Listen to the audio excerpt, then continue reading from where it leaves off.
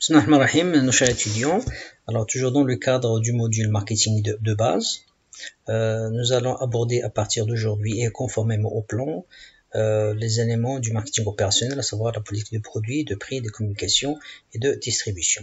Rappelons que jusqu'à maintenant, dans le cadre de la démarche marketing, 3 éléments ont été passés en revue, à savoir le marché, la connaissance du marché, les choix stratégiques, avant qu'on aborde aujourd'hui, à partir d'aujourd'hui, les choix opérationnels. Alors, juste pour rappel, donc nous avons défini le marketing comme étant une activité qui consiste à satisfaire les besoins et désirs des consommateurs. C'est-à-dire que le marketing, dans la logique organisationnelle, a une mission bien précise et que le client soit satisfait. Donc, il fera tout pour attirer et retenir les clients. Bien évidemment, pour atteindre cet objectif qui est de satisfaire les besoins et désirs des consommateurs, mais aussi attirer le maximum de clients et les retenir, il y a une démarche à suivre. D'accord, on commence pas par l'opérationnel, l'action, c'est le dernier élément, mais avant, on commence par un travail de réflexion, d'étude et d'analyse. C'est ce que vous avez eu l'occasion de voir tout au long de la démarche marketing. Alors, rappelons que la satisfaction du consommateur passe tout d'abord par la connaissance du marché. La démarche marketing commence toujours par le marché parce que c'est là où se trouve le consommateur qu'on est supposé satisfaire. Et donc, sur ce marché, donc il y a des consommateurs qu'il faut bien connaître. Alors, si on cherche la satisfaction, il faut bien connaître ce que veut le consommateur. Quelles sont ses motivations, ses freins à l'achat, quels sont ses besoins et désirs. Attention, le point de départ, c'est le client, c'est le marché. Donc, le client doit être au centre de la préoccupation de la démarche marketing. Alors, il faut connaître le consommateur en collectant le maximum d'informations sur lui, en essayant de le comprendre, en étudiant son comportement. Alors, cette connaissance de marché va permettre de faire les bons choix stratégiques en termes de produits, en termes de ciblage, en termes de positionnement. Donc, une fois la connaissance ou l'information a été collectée, une fois le marché cible a été défini, le positionnement retenu, donc l'entreprise va chercher les moyens de satisfaire le consommateur. C'est ce qu'on appelle les éléments du mix marketing ou les éléments du marketing opérationnel. Alors, ils sont au nombre de 4. Sont ces éléments conventionnellement, on distingue le produit, le prix, la communication et la distribution. Donc, ces éléments du mixte, on les appelle mix parce que ce sont des éléments interdépendants, difficilement séparables. On ne peut pas travailler l'un sans travailler l'autre. D'accord? Donc, on a le produit, il faut lui associer un prix. Une entreprise peut disposer d'un bon rapport produit-prix, mais le produit aura du mal à se vendre s'il n'est pas connu. Donc, l'entreprise doit investir dans la communication, mais aussi à la distribution, dans le sens où vous pouvez disposer du meilleur rapport produit-prix, communication, donc le produit est de qualité, à bon prix, le produit il est connu, apprécié, mais ça sert à rien si l'entreprise, ou là si le consommateur ne le trouve pas, s'il n'est pas, ou le produit n'est pas accessible. Donc ce sont des éléments d'accord interdépendants, on les appelle le marketing mix ou les 4 P. Alors par 4 P on entend produit, prix, publicité ou distribution, on peut l'appeler aussi place, donc la place, d'accord.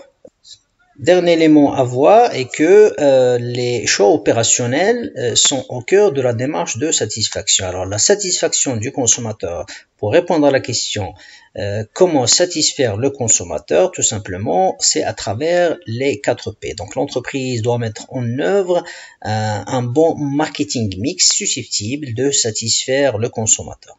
Donc jusqu'à maintenant, il y a un travail de réflexion, d'étude, d'analyse qui était élaboré en amont. Alors, par la suite, on va passer à l'action. Et passer à l'action à travers le marketing opérationnel, donc c'est ça qui va permettre de satisfaire le consommateur. Alors, on va essayer de voir ces 4 éléments séparément. Donc, l'objectif de cette vidéo est de voir le premier élément du marketing opérationnel, à savoir le produit. Alors, le produit comme étant le premier élément, d'accord, qui permet de satisfaire le consommateur. Alors, pour le produit, avant de voir les actions sur le produit, arrêtons-nous sur la notion de produit. Alors, qu'est-ce qu'un produit? Donc, le produit est une proposition matérielle ou immatérielle. Donc, lorsqu'on dit proposition matérielle sous forme de biens tangibles, physiques, qu'on peut toucher, ou immatérielle, comme maintenant les services, donc les banques, l'assurance, etc. Donc un produit peut être matériel ou immatériel, offert pour un usage précis, donc il sert à quelque chose, donc il est chargé de valeur sociale et individuelle. Donc si vous voulez, le produit constitue la réponse de l'entreprise au marché. Donc la notion du produit va au-delà des simples techniques. Donc pour un responsable marketing, un produit, c'est d'abord une composition technique, sa qualité intrinsèque, matière, distance, etc. Mais aussi, il est chargé de valeurs sociales, donc qu'il véhicule auprès des autres, d'accord. Mais aussi, il est chargé de valeurs psychologiques, donc dans le sens où il présente un intérêt spécifique pour chaque personne, donc la manière pour lui de se réaliser ou de s'accomplir. Alors, pour les différentes typologies de produits, donc on distingue les biens immatériels, ou les produits immatériels comme les biens, d'accord, de consommation, biens industriels, ou on peut distinguer aussi les idées ou les services. Donc il y a deux types de produits, les biens qui sont tangibles, physiques, comme les biens de consommation, d'accord, ou les biens industriels, par exemple les grandes machines utilisées par l'industrie. Sinon les biens de consommation comme les biens banals de grande consommation. Lorsqu'on dit banal, ce sont des biens qui sont fréquemment dans l'utilisation, elle est très fréquente, comme les produits alimentaires, ou d'ailleurs non alimentaires, comme les dentifrices, les savons, les shampoings. Et puis il y a des biens appelés anomaux qui ne sont pas utilisés de façon fréquente, d'accord, comme les produits durables, comme les voitures, les maisons, les vêtements, ou encore les médicaments. Alors pour les services, hôtellerie, d'accord, les banques, les télécoms, les assurances, etc. Voilà quelques exemples de services qu'on peut mettre sur le marché. Donc une entreprise sur le marché, d'accord, elle peut proposer un bien ou un service et fera tout pour que ce produit soit satisfaisant pour le consommateur. Alors passons maintenant à la politique de produit. Alors qu'est-ce qu'il faut faire pour satisfaire le consommateur au niveau du produit? Alors le produit, voilà, une gestion complète du produit consiste à gérer 4 éléments: la gamme, la marque, la qualité et le packaging.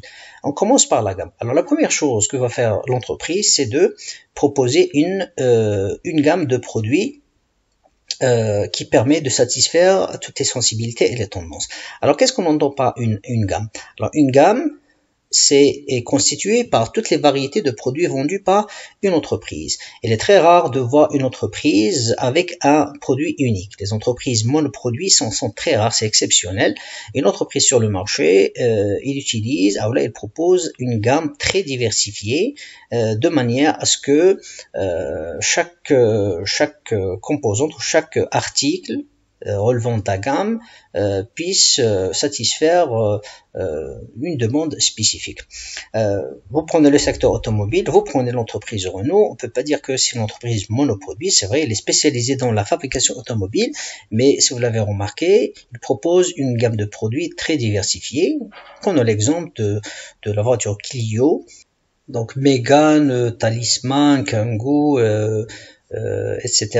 La même chose, on prend un restaurant ne propose pas une seule variété de produits, donc il vous propose beaucoup de variétés de repas, sandwichs, les boissons aussi, il y a une diversité d'offres, boissons chaudes, froides, soda, etc., etc. Donc l'entreprise, quelle que soit sa spécialité, va dans le cadre de cette spécialité essayer de proposer une variété de produits de manière à toucher le maximum de cibles. Donc la gamme de produits possède deux dimensions. Alors lorsqu'on parle de gamme, il y a deux dimensions, la largeur et la profondeur. Alors la largeur d'un produit est mesurée par le nombre de lignes de produits proposées. Lignes de produits, on reprend l'exemple de tout à l'heure de Renault. La première ligne des voitures proposées, c'est Clio. La deuxième ligne, c'est Scénic. La troisième, par exemple, ça peut être Mégane, etc. Alors pour la profondeur, il correspond au nombre d'articles par ligne de produit. Alors pour chaque ligne identifiée au départ, on propose un certain nombre d'articles. Alors pour le Clio, pour la ligne Clio uniquement, on peut proposer aussi une diversité. Par exemple, Clio essence, diesel, avec option, toute option, etc. La même chose pour La même chose pour Mégane, donc idem, diesel, voiture électrique, essence, avec option, toute option, etc. Alors pour illustrer ça, donc voilà une gamme de produits. Donc on distingue clairement la largeur. Donc la largeur elle est composée d'un certain nombre de lignes de produits, la ligne A, la ligne B, la ligne C, D et E. Et pour chaque ligne, il y a une profondeur. Toujours dans la même ligne, d'accord? On propose une profondeur, c'est un ensemble d'articles ou de produits particuliers. Alors, essayons d'illustrer ça dans un exemple. Alors, on propose par exemple un équipementier sportif. Regardez, voilà la gamme de produits proposée à la clientèle. Donc, il propose 4 lignes de produits, vêtements, ballons, sacs, chaussures. Alors, c'est ce qu'on appelle la largeur. Alors, dans chaque ligne, d'accord, on propose aussi une profondeur. Donc, la profondeur, c'est le nombre de produits dans la catégorie. Alors, pour les vêtements, shorts, maillots, survêtements, chaussettes, les ballons, la même chose. Ils proposent une diversité, football, basket, tennis, etc. Et donc, la gamme de produits, si on veut utiliser une formule, donc, il correspond, elle est égale à la largeur multipliée par la profondeur. Alors, les entreprises disposent d'accord, de gamme de produits assez diversifiées. On prend l'exemple de Amora. Regardez ces lignes de produits, moutarde, ketchup, vinaigre, cornichon, etc. Et pour chaque ligne de produit, regardez la profondeur proposée en bocal, en verre, en tube, classique, à l'ancien, etc., etc. Voilà, la même chose, on prend la gamme Univers, il y a des produits alimentaires, produits d'entretien, produits de soins, etc. Et à l'intérieur, vous avez aussi une diversité. Alors, pour cette gamme, une fois cette gamme a été définie, il faut la gérer. D'accord? L'entreprise constitue sa gamme, donc la largeur et la profondeur. Par la suite, qu'est-ce qu'elle fait? Elle essaie de la gérer. Alors, la gestion d'une gamme consiste à faire une triple action, élargissement de la gamme en rajoutant par exemple, une autre ligne. Par exemple, dans ce cas-là, nous avons 4 lignes de produits. L'entreprise peut rajouter une 5e. D'accord? Sinon, c'est élargissement de la gamme. Dans ce cas-là, par exemple, j'ai 4 lignes de produits, je peux la rétrécir, donc en se contentant de 3 lignes. Pourquoi? Parce que peut-être une ligne, il est déficitaire ou il n'arrive pas à satisfaire les consommateurs, donc je la rétrécis. Il y a la troisième option, c'est celle du rajeunissement ou de modernisation. Donc, je garde les mêmes lignes. Qu'est-ce que je fais? Je modernise, j'améliore le produit. Alors, après avoir présenté la première action sur le produit qui concerne la gamme, passons maintenant à la deuxième action sur le produit qui concerne la marque. D'accord? Alors, qu'est-ce que la gestion d'une marque ou qu'est-ce qu'une politique de marque? Alors, arrêtons-nous sur la notion de marque. Alors, pourquoi l'entreprise doit-elle avoir une marque? Tout simplement pour se distinguer des autres concurrents, pour donner une identité spécifique à son produit, parce que sur le marché, il existe beaucoup de concurrents et chacun propose un produit qui présente peut-être les mêmes caractéristiques pour satisfaire les consommateurs. Et là, nous avons intérêt à nous distinguer des autres. Et l'entreprise a intérêt à distinguer ses produits de ceux de la concurrence, d'où la politique de marque. Alors, la marque est une combinaison, d'accord, qui sert à distinguer les produits ou les services d'une entreprise de ceux de la concurrence. Alors, comment on se distingue des autres? On se distingue tout d'abord par l'appellation, par le nom. D'accord? Adidas, c'est pas Nike, Renault, c'est pas Peugeot, Apple, c'est pas Samsung, d'accord? Donc, on essaie d'associer à nos produits une marque, d'accord? Alors, ça peut être un nom, ça peut être un terme, une expression, un symbole, un dessin, un nombre ou encore une couleur. Donc l'entreprise choisit une combinaison. Lorsqu'on dit une combinaison, ça peut être un nom, une couleur, un nom et un nombre, etc. On peut l'illustrer comme ça, par exemple, un nom comme Ibis, un terme connu comme Almasa, une expression comme la vache qui rit, donc c'est pas un simple nom, LG, donc Life Says Good, etc. Ça peut être un symbole, d'accord? Ça peut être un dessin qui est connu, ça peut être un nombre, donc la marque Savena pour la Neuf Télécom, ça peut être une couleur, par exemple le jaune de Kodak ou encore le rouge Ferrari, d'accord? Ça peut être même un son. Donc alors, en quoi la politique de marque est-elle si importante?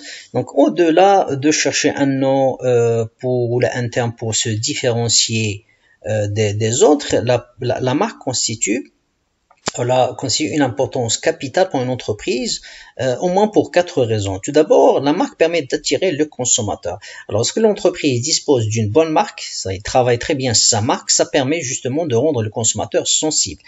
C'est-à-dire que le consommateur fait confiance à une marque qui est connue, qui est appréciée. Donc, ça permet d'attirer beaucoup de consommateurs. Certains consommateurs hésitent à acheter une marque ou un produit qui n'est pas connu, d'accord, ou un produit qui ne dispose pas d'une bonne image de marque. Deuxième importance pour la marque, c'est qu'elle permet de fidéliser. C'est-à-dire que le consommateur, lorsqu'il achète un produit, il s'identifie davantage à la marque en citant le nom de la marque plutôt que les caractéristiques intrinsèques du produit.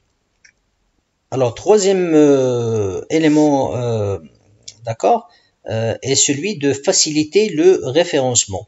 Une entreprise qui dispose d'une bonne image de marque ou un produit qui dispose d'une bonne image de marque aura plus de facilité de pénétrer les points de vente.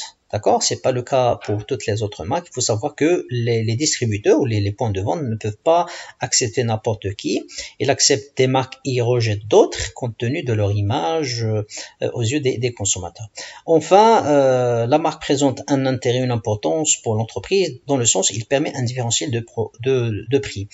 Parfois, lorsque nous disposons d'une bonne image de marque, on peut augmenter nos produits sans avoir peur d'être rejeté par le client. Maintenant, pour la gestion opérationnelle d'une marque, il y a 2 axes d'intervention. Il y a la gestion de la notoriété et la gestion de l'image. Alors, qu'est-ce qu'on entend par notoriété? Lorsque une entreprise dispose d'un produit, donc il va lui associer un nom, d'accord, un nom de marque pour le différencier des autres.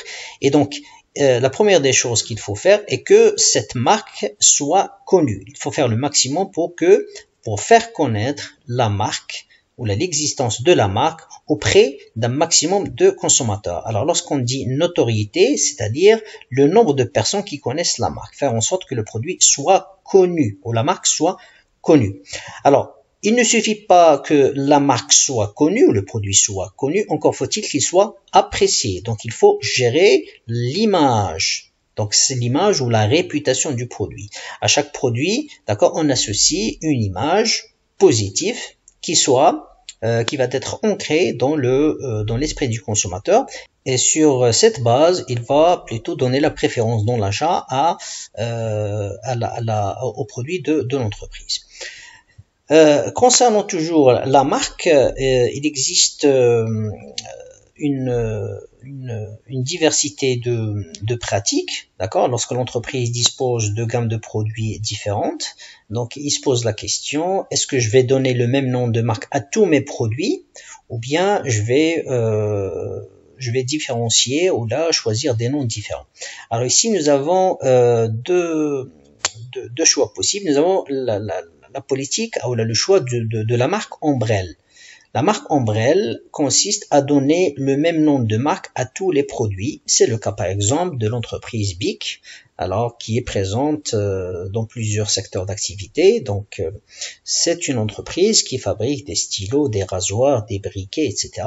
Quels que soient ses produits, quel que soit son produit, il lui donne le nom un nom unique qui est celui de BIC. Ceci présente l'avantage de transmettre sans effort tout le prestige d'une marque à l'ensemble de la gamme et de bénéficier de certaines économies d'échelle. Donc, au lieu d'investir dans la publicité pour faire connaître plusieurs noms de marques différentes, et je dispose d'un seul nom de marque, et puis là, j'investis pas beaucoup en publicité. Le risque, par contre, est de voir la mauvaise qualité, d'accord, d'un seul produit qui est dégradé. Donc, ceci va affecter l'image de toute la marque, d'accord. Alors, nous avons aussi ce qu'on appelle une combinaison marque mère et marque fille. Donc ici l'entreprise par exemple va utiliser une marque générique avec un complément par produit. Donc comme ça, il va donner l'impression que les produits appartiennent à la même famille. D'accord, c'est la politique par exemple. La chaîne d'hôtellerie Atlas, donc Atlas Isni, Atlas Orion, Atlas Sahara, etc. Sinon nous avons une même marque pour une ligne de produits. Sinon, nous avons un cas extrême, c'est le contraire de la marque Ombrelle.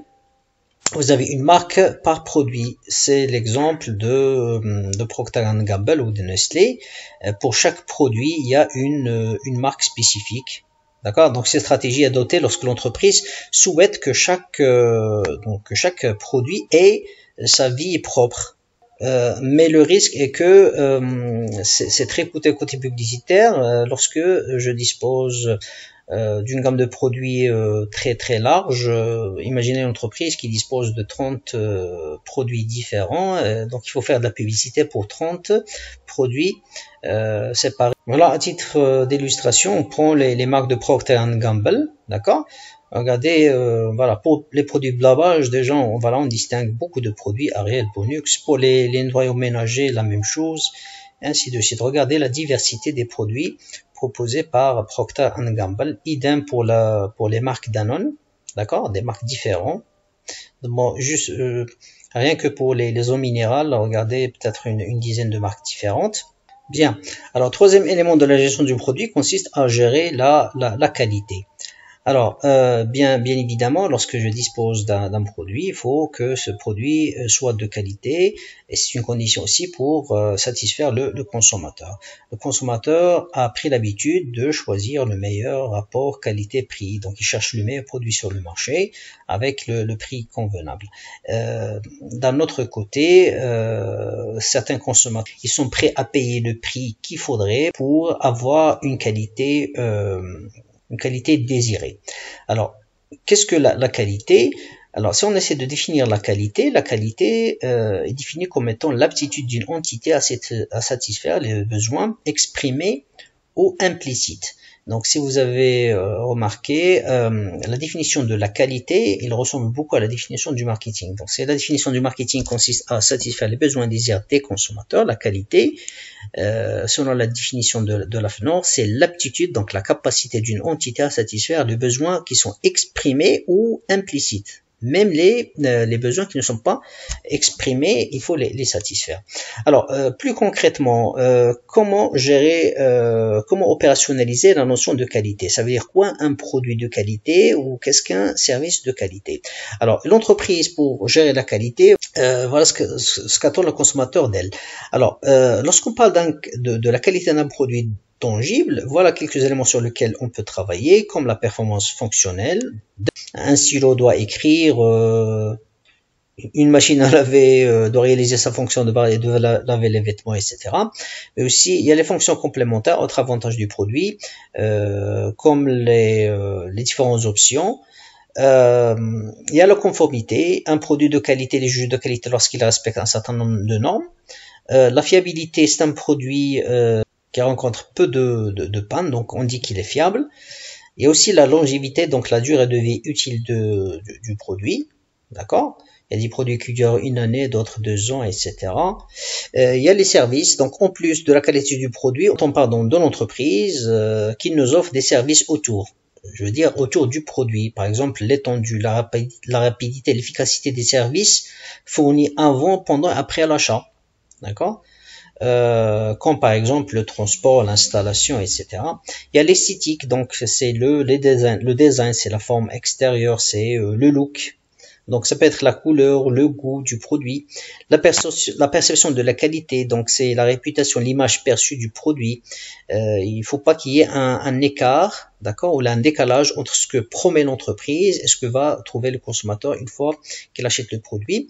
Mais aussi un produit de qualité, c'est un produit dont le coût d'utilisation est faible, d'accord. Peut-être l'économique côté énergie, l'entretien idem. Donc les pièces de rechange existent, d'accord. Et même lorsqu'on essaie de se débarrasser, ça va pas nous coûter très cher. Donc la même chose pour un produit de qualité, c'est complété par une gamme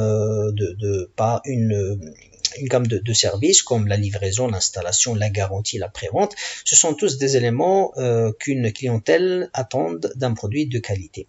Ça, c'est pour les produits tangibles physiques. Qu'en est-il de la qualité d'un service? Alors, un service, par exemple un service bancaire, un service d'assurance. Dans le domaine des services, il y a un contact direct avec le personnel, d'accord, de l'entreprise qui fournit le service. Alors, un service de qualité, c'est d'abord un personnel qui est courtois, d'accord, qui est compétent, d'accord, qui est fiable. Lorsqu'on dit fiable, c'est-à-dire que le personnel qui fournit le service, il produit des performances régulières, sûres et d'un niveau constant. C'est quelqu'un qui est réactif, d'accord, qui répond rapidement en tout temps et lieu aux demandes du client. C'est quelqu'un qui est accessible à la fois physiquement et psychologiquement. C'est quelqu'un qui est compréhensible, qui est communicant, qui adapte sa communication à différentes typologies de clientèle. C'est quelqu'un qui est crédible, d'accord, c'est quelqu'un qui tient ses promesses. Mais aussi, la qualité de service, ça suppose aussi que le client soit en sécurité, à l'abri de tout risque, qu'il s'agisse de risques physiques, financiers ou moraux. Donc la qualité, lorsqu'il est rajouté au produit, en général, c'est un investissement dont les retombées se verront à long terme. Alors, dernier élément de la gestion du produit, c'est la gestion du packaging. Le packaging, c'est le conditionnement et l'emballage. Alors, le packaging, c'est une couverture qui sert à protéger le produit, le couvrir, mais aussi c'est un support de communication. Alors, le packaging, il est composé de deux éléments, le conditionnement et l'emballage. Le conditionnement, c'est la première couverture du produit et l'emballage, c'est la deuxième couverture. D'accord? Alors, lorsqu'il y a une seule couverture du produit, là, on parle de packaging. Alors, pour distinguer le conditionnement de l'emballage, prenons l'exemple, par exemple, d'un produit qui est le parfum. On dit que le parfum il est conditionné dans une bouteille de verre. Ça, c'est la première couverture. Donc, la première protection, c'est une bouteille en verre. Et cette bouteille, elle est emballée, d'accord, dans du carton, dans un emballage de carton. Donc, alors, le packaging, c'est un élément très important, dans le sens où il permet de protéger le produit, donc déjà le contenir et le protéger. On l'appelle aussi un vendeur muet, d'accord, parce que lorsque vous avez un produit dans un supermarché ou dans un point de vente, il n'a personne pour le défendre, il s'auto-défend, d'accord, à travers son emballage. Donc, si vous avez remarqué, les emballages, on trouve, d'accord, le nom du produit, on trouve quelques informations commerciales, par exemple, comme les éventuelles promotions. Et donc, alerte, il permet d'attirer le consommateur lorsque l'entreprise, par exemple, propose un avantage particulier. Il permet d'identifier le produit. Sur l'emballage, on peut savoir ce qui existe là-dedans. Il y a un certain nombre de mentions légales comme le poids, la date de production, la date limite d'utilisation. Et puis, on peut trouver à l'intérieur de l'emballage un certain nombre de services complémentaires, d'accord, comme les notices, conseils d'utilisation et les précautions d'usage. Alors, lorsqu'une entreprise dispose d'un produit, donc il doit gérer le packaging, et voilà les éléments de la gestion. Tout d'abord, il doit travailler la protection. Donc l'entreprise pose la question, est-ce que l'emballage choisi permet de protéger le produit? Deuxième élément, c'est la nature de l'emballage. L'entreprise doit faire un choix entre différentes typologies d'emballage. Il y a des emballages en bois, en verre, du carton, en plastique, aluminium. L'entreprise essaiera de choisir l'emballage qui est le plus apprécié par le consommateur. Donc non seulement il y a la nature, mais aussi il y a la forme de l'emballage, donc le design, le look, d'accord. Il faut penser au mode d'ouverture et de prise en main. Mais aussi, il faut proposer un surconditionnement lorsque l'entreprise vend une grande quantité de produits en même temps. Alors, essayons d'illustrer tout ça. Donc, regardez par exemple ici, donc la marque Nido. Donc, le produit consiste à contenir, à protéger le produit. Regardez les informations commerciales, d'accord. Ça donne une idée sur ce qu'il y a à l'intérieur. Et donc, regardez l'emballage choisi ici, c'est un emballage métallique de chips avec deux emballages différents, donc un emballage en aluminium, un autre en carton. Idem pour ces deux marques, regardez, un emballage en métal et un emballage en verre. La même chose même pour les bonbons, regardez des bonbons dans des sachets plastiques, mais voilà, une autre marque qui propose un emballage métallique. Voilà, ça c'est pour ces marques de dentifrice, regardez la forme de l'emballage, le design et le look. D'accord, regardez ce look aussi pour ce fabricant, là, cette marque de miel. Regardez le double emballage. D'accord, donc nous avons un conditionnement en verre et un emballage en bois. Voilà une marque aussi de le look d'un voilà d'une marque de jus, d'accord. Idem pour ces différentes marques de shampoing. Regardez les différents looks. Idem pour ces produits de jus.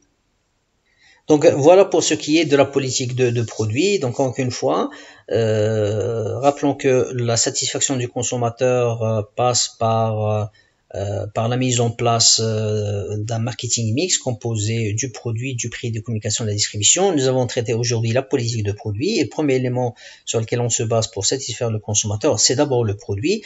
Le produit, il faut bien le travailler, d'accord, en gérant la gamme, la marque, la qualité et le packaging. Donc la prochaine vidéo, Inch'Allah, nous allons essayer de voir la deuxième composante du marketing mix, à savoir le prix. D'ici là, je vous souhaite bonne continuation. Assalamu alaikum wa rahmatullahi wa barakatuh.